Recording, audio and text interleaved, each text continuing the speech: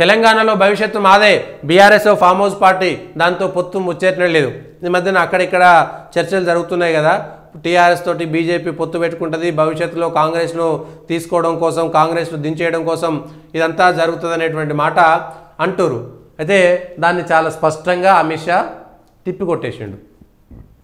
BRS ఒక farm house party, దాంతో పొత్తు పట్టుకునే లేదు, మాదే భవిష్యత్తు తెలంగాణలో వచ్చే ఎన్నికల్లో అధికారంలోకి వస్తాం. 23లో కూడా అదే మాట చెప్పారు. అది వేరు విషయం, ఇది వేరు విషయం. కానీ కోయంబత్తూరులో అసలు అమిత్ షా అనేటువంటి వ్యక్తి మంత్రి చిట్ చాట్ అనేటువంటిది చాలా రేర్గా చేస్తారు. చేసిన దాంట్లో కూడా చాలా స్పష్టమైనటువంటి ఉన్నాయి. మళ్ళీ వాడెంత, వీడెంత, వాడు ఇట్లాంటి మాటలు ఎక్కడ మాట్లాడలేదు. స్పష్టంగా బీఆర్ఎస్ని విమర్శ చేసిండు, కాంగ్రెస్ని విమర్శ చేసిండు, లేకపోతే ఇంకొకరిని విమర్శ చేసిరు. కానీ గలీజ్ మాటలు అయితే ఎక్కడ మాట్లాడలేదు. బీజేపీ బీఆర్ఎస్ మధ్య రహస్య ఒప్పందం ఉన్నదని అమిత్ షా ఖండించారు స్పష్టంగా. అగ్రనాయకత్వమే ఖండించింది కాబట్టి ఇంకొకటి లేదు. అనేక అవినీతి కేసుల్లో కూరుకుపోయిందని, అవినీతి కుటుంబ పార్టీ బీఆర్ఎస్ అని, సిద్ధాంతపరమైన బీజేపీకి అవినీతి కుటుంబ పార్టీతో పొత్తు ఉండదని, బీఆర్ఎస్ను మేము ఖాళీ చేయాల్సిన పని లేదు, తెలంగాణ ప్రజలే ఖాళీ చేస్తారు, ప్రస్తుతం ఫామ్ హౌస్ నుంచే పార్టీ నడుస్తున్నది, దానికి ఫ్యూచర్ లేదు, రాష్ట్రంలో బలమైన ప్రత్యామ్నాయం ప్రధాన ప్రతిపక్షం బీజేపీనే, వచ్చే అసెంబ్లీ ఎన్నికలే లక్ష్యంగా పనిచేస్తున్నాం అనేటువంటి మాట కూడా చాలా స్పష్టంగా చెప్పారు. అయితే ఇంకొక విషయం ఏంటంటే, బీజేపీలో కొత్తగా చేరిన లీడర్లు గీత దాటొద్దని అమిత్ షా వార్నింగ్ ఇచ్చారు.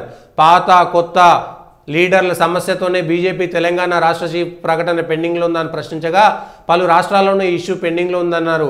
కొత్త లీడర్లు హద్దులు దాటొద్దని, పార్టీ నిర్ణయానికి కట్టుబడి ఉండాలని సూచించారు. త్వరలోనే బీజేపీ తెలంగాణ రాష్ట్ర అధ్యక్షుడితో పాటు జాతీయ అధ్యక్షుడి ప్రకటన కూడా ఉంటుందని వెల్లడించారు. తెలంగాణ బీజేపీకి సంబంధించి కొత్త నాయకులు ఎవరైనా గీతలు దాటుతున్నారా, పాత నాయకులు ఎవరైనా గీత దాటుతున్నారా, ఎవరు గీతలు దాటిరు, ఈ హెచ్చరిక ఎవరికి? కొత్త నాయకులు ఎవరు, పాత నాయకులు ఎవరు, గీతలు దాటింది ఎవరు, దాటడానికి ప్రయత్నించింది ఎవరు, పాత నాయకులు గీత దాటిరా, ఇది ఎవరిని ఉద్దేశించి హెచ్చరించారు? పేర్లు చెప్పలేదు, కానీ ఎవరెవరికో తాకుతుంది. ఇది అమిత్ షా చెప్పినటువంటి మాట మాత్రం ఎవరికో తాకుతుంది. ఈ విషయాన్ని కూడా స్పష్టంగా చెప్పేసిండు అమిత్ షా. సో తెలంగాణ భారతీయ జనతా పార్టీ నాయకులు ఎవరు గీతలు దాటుతున్నారు, ఆ దాటినటువంటి వాళ్ళు ఎవరు, వాళ్ళు ఎందుకు దాటారు, ఎందుకు అమిత్ షా కూడా దాన్ని సీరియస్గా తీసుకోవాల్సినటువంటి పరిస్థితి వచ్చింది. ఇది ఒక్కసారి కూడా తెలంగాణ బీజేపీ నాయకులు ఆత్మావలోకనం చేసుకునేటువంటి మాట.